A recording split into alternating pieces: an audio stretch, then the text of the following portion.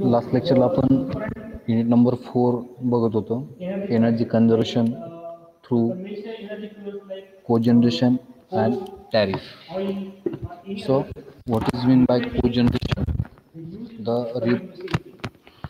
We have to generate the electricity by using loss of heat or loss of power, that is called as cogeneration. Then there are different types of cogeneration we have discussed in last lecture. The first type is topping cycle and bottoming cycle. What is mean by topping cycle and what is mean by bottoming cycle? We have to discuss in previous lecture. All of you know that in traditional power plant, such as thermal power plant, hydropower plant, nuclear power plant, in this power plant, the efficiency of this power plant is very low.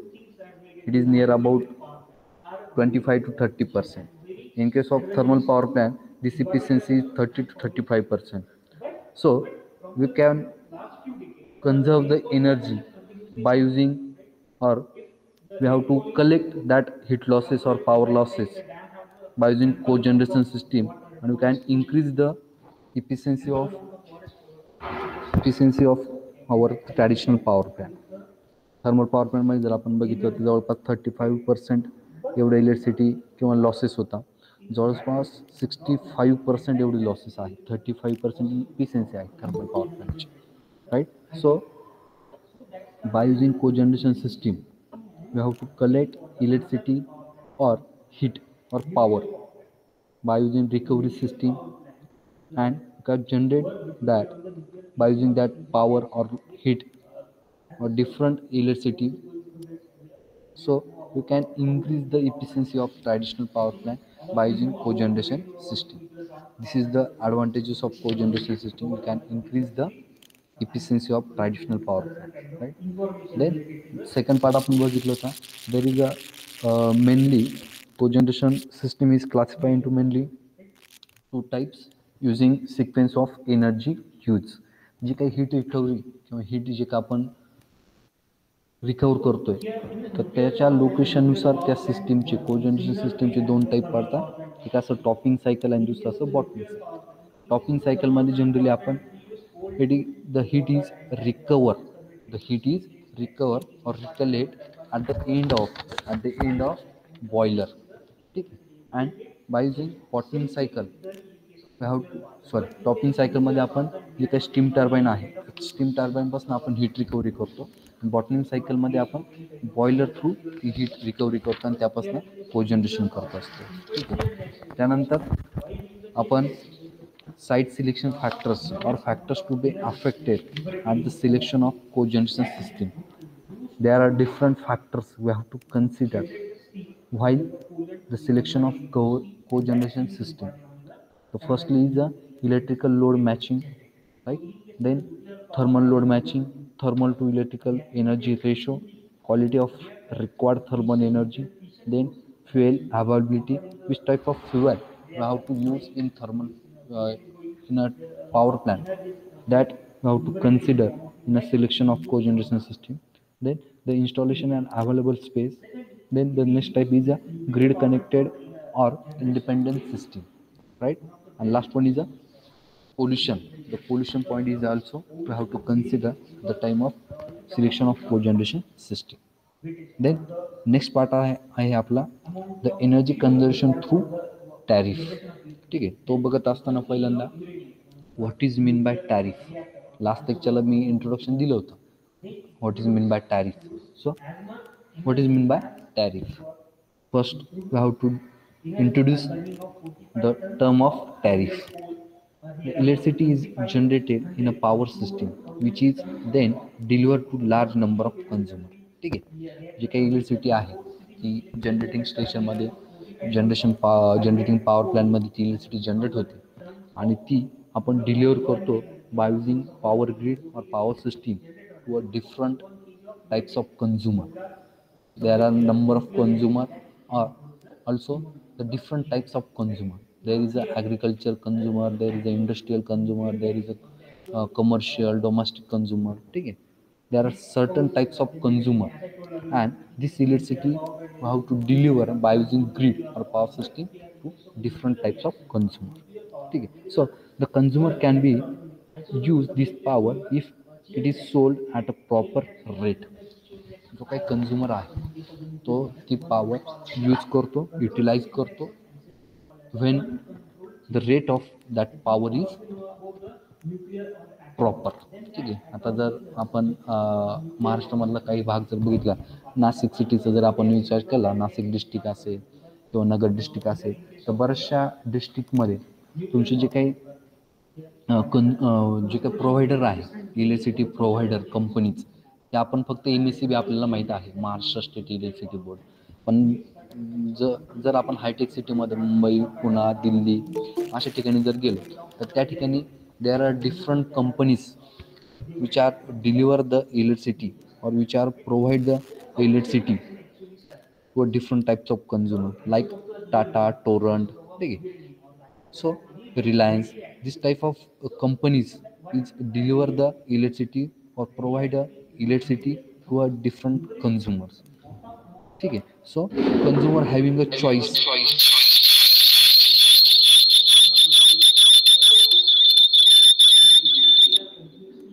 So the consumer having a choice, this consumer is choose the proper rate of companies.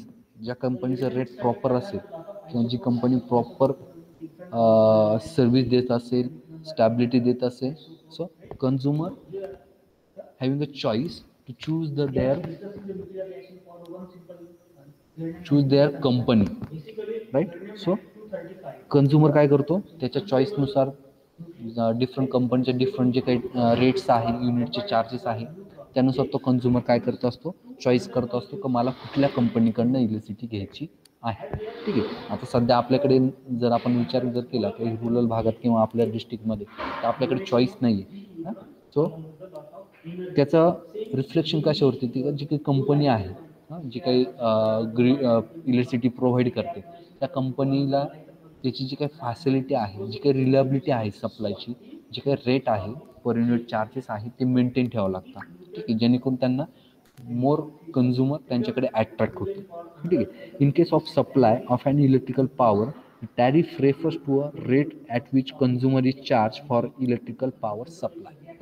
ठीक आहे. तर जे काही per unit charges असतात, आपण kilowatt हॉवरमध्ये आपल्या घराकडे जे काही आपण एनर्जी मीटर बसवलेलं असतं, आपण किती युनिट कंझ्युम करतो आहे ते आपण किलोवॅट हॉवरमध्ये एनर्जी मीटर आपलं ते काउंट करत असतं. ठीक आहे. सो त्या चार्जेसला आपण टॅरिफ म्हणत असतो. ठीक आहे. And electrical supply company invest large amount in generation, transmission and distribution of electrical energy. जी काही कंपनी आहे ती इन्व्हेस्ट करत असते जनरेशनमध्ये, ट्रान्समिशनमध्ये आणि डिस्ट्रीब्युशनमध्ये. त्या कंपनीला इलेक्ट्रिसिटी जनरेट करायची असते, त्यासाठी लागणारं फ्युएल कॉस्ट आहे, त्यानंतर इनिशियल कॉस्ट आहे तुमची लँड वगैरेची, त्यानंतर ट्रान्समिशनसाठी लागणारं जे काही नेटवर्क आहे ते, डिस्ट्रीब्युशनसाठी लागणारी जी काही ग्रीड आहे ती, हे सर्व जे काही आहे इन्व्हेस्टमेंट ही कंपनी करत असते. मग हे सर्व जे काही चार्जेस आहे, कॉन्स्टंट चार्जेस आहे, त्यानंतर तुमचे रनिंग चार्जेस आहे, हे जे काही सर्व चार्जेस आहे, मेंटेनन्स कॉस्ट आहे, ऑपरेशन कॉस्ट आहे, हे सर्व चार्जेस हे कंझ्युमरकडनं ते कलेक्ट करत असते किंवा त्यांच्याकडनं ते रिकव्हरी करत असते. तर त्या सर्व जे चार्जेस आहेत ते इन्क्लुडिंग आपण ॲज अ टॅरिफ त्याला म्हणू शकतो. ठीक आहे. The power company source of revenue is a tariff which obviously target return on investment as well as recovery of operating cost. मग ही कंपनी काय करते, त्यांनी जी काही जेवढी इन्व्हेस्टमेंट केली आहे किंवा त्यांना लागणारी जी ऑपरेटिंग कॉस्ट आहे, पर युनिट चार्जेस जे आहे, एक युनिट चार्ज करण्यासाठी, जनरेट करण्यासाठी जेवढे त्यांना चार्जेस लागत आहेत, जेवढी त्यांनी इन्व्हेस्टमेंट केली, तर ती इन्व्हेस्टमेंट टॅरिफच्या सहाय्याने ते काय करत असतात, कलेक्ट करत असतात. तर त्या कन्सेप्टला पर युनिट चार्जेस जे आपण पे करतो त्याला आपण म्हणतो tariff. Even the tariff include overall cost generation. ठीक आहे. Overall cost generation per unit आत्ता सांगितलं, पर युनिट चार्जेस जेवढे काय लागतात एका युनिटसाठी, तर तेवढी सुद्धा ती रिकव्हरी करते. Deliver as well as profit at all the category of consumer can B charge same. सगळ्या कॅटेगरीच्या कंझ्युमरकडनं ते काय करत असते, ते चार्जेस काय करत असते, रिकवर करत असते. देर are various element of tariff.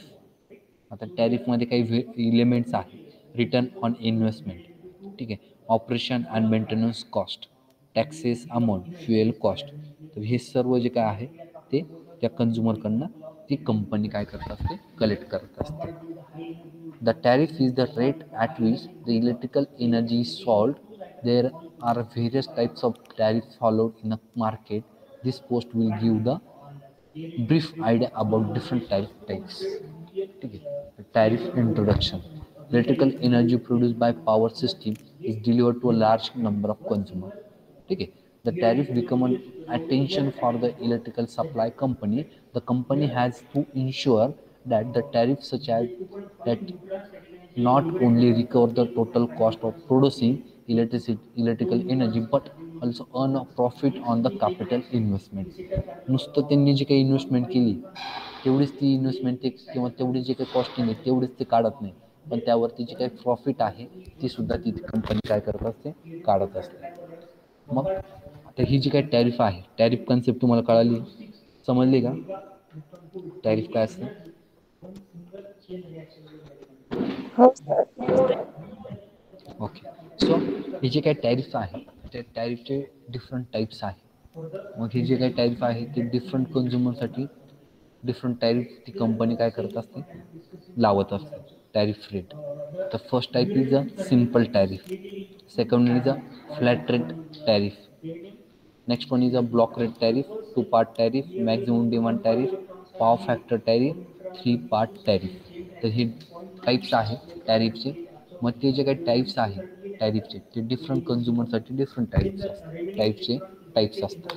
ठीक आहे. So first one is simple tariff. What is mean bye simple tariff?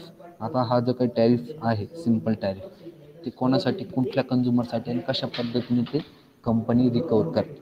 When there is a fixed rate per unit of energy consumed, it is known as simple tariff, uniform rate tariff. This is the most simplest of all tariff. In this type of price charge per unit is constant. It means the price will not vary with increase or decrease in number of unit used. ठीक आहे, लक्षात घ्या. आता बरेचसे काही जे काही tariff rate आहे किंवा टॅरिफचा जो टाईप आहे त्यामध्ये टॅरिफ अशा पद्धतीने केलेलं असतं का 0 ते 100 युनिटपर्यंत सपोज 3.5 रुपये युनिट आहे, त्यानंतर अबाउट 100 5 रुपये युनिट, त्यानंतर 200च्या वरती 7 रुपये युनिट. ठीक आहे. पण ह्या सिम्पल टॅरिफमध्ये काय तुम्ही किती युनिट कन्झ्युम करा, ठीक आहे, तर त्याला एकच रेट आहे. 100 करा, 110 करा, 220 करा, तरी ते जे काही टॅरिफचे रेट आहे ते काय आहे, फिक्स आहे. पर युनिट चार्जेस जे आहे ते फिक्स आहे. It means the price will not vary with increase or decrease in number of unit use. ठीक आहे. तर त्या टॅरिफला आपण म्हणतो simple rate tariff. Then disadvantage of simple tariff, the cost per unit deliveries high. मग company काय करते, जर एखाद्या आपण जर सिम्पल रेट टॅरिफ जर एखाद्या कन्झ्युमरला दिलं, ठीक आहे, मग ते कन्झ्युमर जर त्यांनी 700 युनिट केले कन्झ्युम, तरी त्याला जर 3 रुपयेच ठेवलं तर कंपनी लॉसमध्ये येईल. तर सिम्पल रेट टॅरिफमध्ये शक्यतो कंपनी काय करते, जो काही रेट आहे पर युनिट चार्जेस तो अशा पद्धतीने ठेवते की त्या कन्झ्युमरने किती युनिट कन्झ्युम केली तरी कंपनीला त्यात तोटा येणार नाही. तर त्याचं जे काही टॅरिफ रेट आहे सिम्पल टॅरिफ तो जास्त असतो, लक्षात राहा. There is a no amount various type of consumer. ठीक आहे. यामध्ये जास्त कन्झ्युमर सिम्पल रेट टॅरिफमध्ये येत नाही. कंपनी तर सिम्पल रेट टॅरिफ शक्यतो देत नाही. ठीक आहे. त्यानंतर flat rate tariff, when different type of consumer are charged at a different uniform per unit rates, it is said to be flat rate tariff. In this type the consumer are grouped into different classes. Each class is charged at a different uniform rate. The different class of consumer may taken into account. There is a diversity and load factors. Since this type of tariff varies according to the way of supply use, separate meter are required for lighting load, power load. ठीक आहे. एक company आहे, त्या कंपनीला जर आपण 5 किलोवॅटचा जो load दिलेला आहे तर ती कंपनी 24x7 हवर्स तो लोड जे त्यांचे जे मशीन्स आहे इक्विपमेंट आहे ते काय करते, वापरते. ठीक आहे. मग त्यावरती ते बिल आकारणी होते. मग त्यांचा डायव्हर्सिटी फॅक्टर आणि लोड फॅक्टर काय केला सेपरेटली कॅल्क्युलेट करायला लागतो. ती कंपनी वापरते त्यांसाठी वेगळी. एक दुसरी कंपनी तिला पण 5 किलोवॅटचा लोड सँक्शन केलेला आहे, पण त्यांचा जो काही लोड आहे तो 24/7 हवर्स ते वापरत नाही. तर त्यांच्यासाठी डायव्हर्सिटी लोड आणि लोड फॅक्टर्स हा सेपरेटली कॅल्क्युलेट केला जातो आणि त्यावरती ते टॅरिफ रेट हे ठरवले जाते. तर याचा एक डिसॲडव्हान्टेज काय आहे का कंपनीला डिफरंट कन्झ्युमरचे जे काही कन्झम्पशन आहे ते काय करावं लागतं, त्यावर स्टडी करावं लागतं आणि त्यानुसार त्यांना आकारणी करावं लागते. ठीक आहे, तर त्याला आपण म्हणतो फ्लॅट रेट टॅरिफ. त्यानंतर ब्लॉक रेट टॅरिफ जो आहे a given block of energy charge at a special rate and the sustaining block of energy are charged at a progressively reduced rate is called as block rate tariff. In this tariff, the energy consumption is divided into many blocks and price per unit is fixed in each block. आता ही block rate tariff म्हणजे काय? 0 to 100 पर्यंत 3.5 रुपये, 200 पर्यंत 5 रुपये, 200च्या वर 7 रुपये. याला आपण म्हणतो ब्लॉक रेट टॅरिफ. ठीक, प्रत्येक ब्लॉकसाठी जे काही चार्जेस आहेत ते कंपनीने फिक्स करून दिलेले आहे आणि त्यानुसार मग कन्झ्युमरचे किती नंबर ऑफ युनिट हे कन्झ्युम झाले त्यानुसार मग ती कंपनी त्या ब्लॉकनुसार त्या कन्झ्युमरला काय करत असते, त्याच्या अकॉर्डन्स ते बिल एनर्जी बिल हे काय करत असते, देत असते. ठीक आहे. त्यानंतर maximum demand tariff it is similar to two part tariff. The only difference is maximum demand of the consumer is calculated by installing a maximum demand meter at his premises. This type of tariff is mostly applied to the bulk consumer. जे काही मोठे consumer आहे industrial consumer त्यांच्यासाठी हा maximum demand tariff आहे. तर maximum डिमांडसाठी separate energy meter त्या ठिकाणी दिलेलं असतं. ज्यावेळेस एक्सेस डिमांड त्या कंपनीची असेल, ठीक आहे, जर ती कंपनी दिवसाला जर 50 युनिट कन्झ्युम करत असेल आणि एखाद्या दिवशी त्या कंपनीला 60 युनिटची रिक्वायरमेंट असेल, वरची जे 10 युनिट आहे त्याला आपण मॅक्झिमम डिमांड म्हणू शकतो आणि त्या 10 युनिटसाठी ती कंपनी एक स्पेशल टॅरिफ रेट त्यांनी ठरवलं आहे. त्या टॅरिफ रेटला म्हणतो आपण maximum demand tariff. Two part tariff when the rate of electrical energy is charged on the basis of maximum demand of the consumer. आत्ता सांगितलं जे वरचे 10 युनिट आहे त्यासाठी जे काही चार्जेस केले त्याला आपण म्हणतो मॅक्झिमम डिमांड आणि त्यासाठी two part tariff and maximum load demand tariff ही सेम आहे. Unit consumed is called as two part tariff.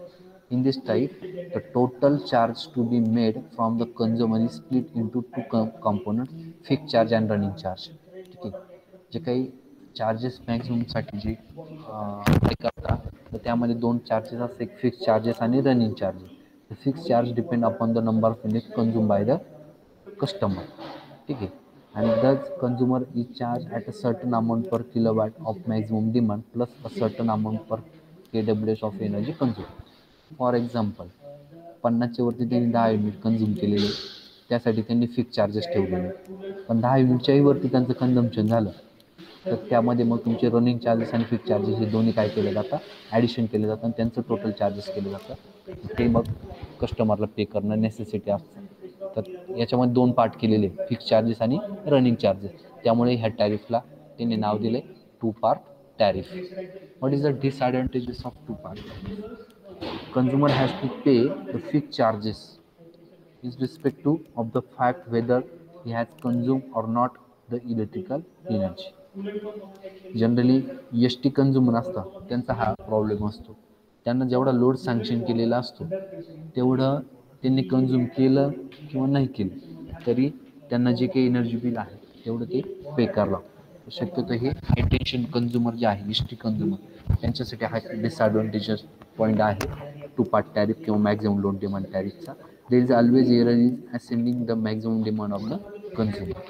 ठीक आहे, तर त्याला आपण म्हणतो टू पार्ट टॅरिफ और maximum demand tariff.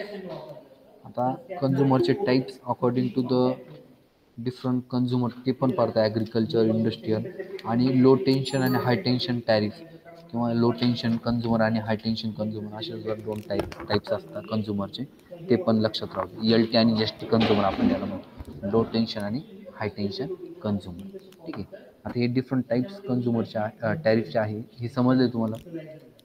Simple tariff, block rate tariff, maximum demand tariff आणि टू पार्ट टॅरिफ. ठीक आहे.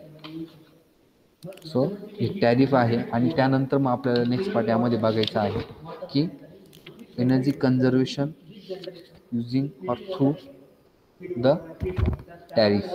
त्यामध्ये मग तुमचे स्पेसिफिक टॅरिफ येतात. Time of day tariff, off peak day tariff, maximum demand tariff, power factor tariff आणि load factor tariff. हे जे काही टॅरिफचे तुम्हाला अजून काही टाईप सांगितले ते यूज करून आपण आपली एनर्जी कन्झर्वेशन हे काय करू शकतो, करू शकतो. ठीक आहे. सो